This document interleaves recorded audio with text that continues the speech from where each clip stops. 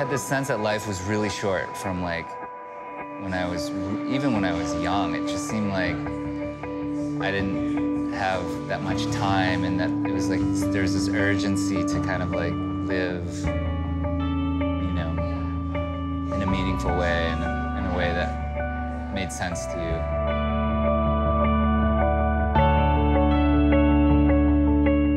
Can you undercling before the hand jam? Just like undercling that handhold? I found climbing quite a bit later, probably when I was 16, 17. And that was kind of more of like a snap thing. I think I picked up my first camera when I was 22, 23 maybe. And I never studied photography. I never really thought about it.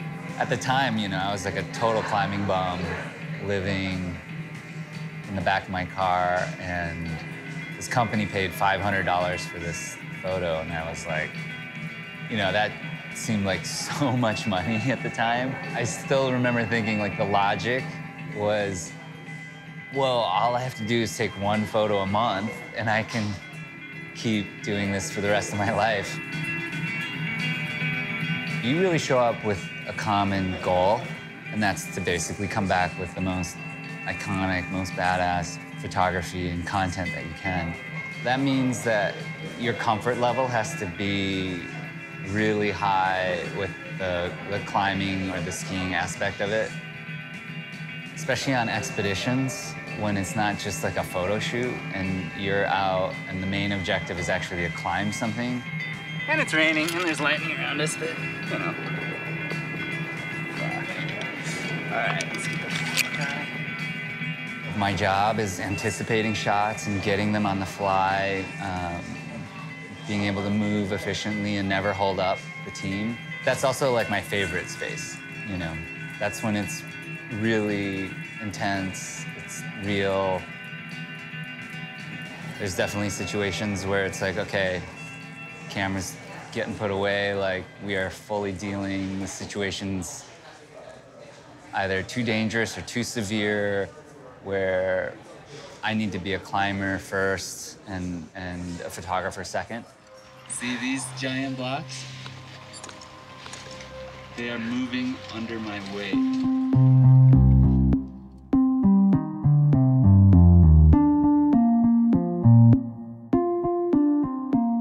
On Meru, I was riding that line all the time, every day, and it was a huge challenge to shoot and also try to climb this objective that had been, you know, basically had the most attempts and failures of any route in the Himalayas. And every single moment, you know, you were pushing and trying to maintain focus or be efficient. The reason why Meru and the shark fin is so hard is because of the way that the climbing is stacked. There's really difficult alpine climbing. Normally, you climb that stuff as light as possible because you need to cover a lot of ground and you're going through a lot of complicated terrain. But the issue is that the big wall is on top of that. So to climb a big wall, you have to carry big wall climbing gear, portaledge, haul bags. The storm came and we fought to build our hanging portaledge camp. Nice work! Which is basically a hanging cot with a tent over it.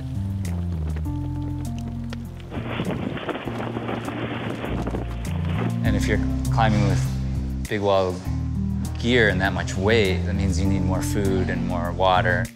We're making good progress, hauling 200-pound loads up a 3,000-foot snow filter at 16,000 feet. It's kind of like putting El Cap on top of Denali, you know? The big issue is that you don't have power up there. On the safe side, I guessed that 9 batteries would probably get us through. You know, we were cutting the tags off our jackets to save weight. You're forced to be really selective with your shooting. Meru, in a lot of ways, was kind of the culmination of all my experience as a climber, put together towards this one peak. But it was also kind of the culmination of all my experience as a photographer and a filmmaker.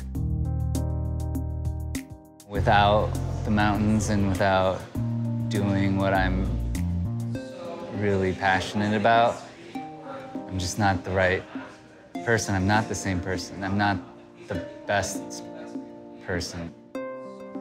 I honestly believe that, you know, my best self comes out when I'm in the mountains with my partners, and it carries across through the rest of my life.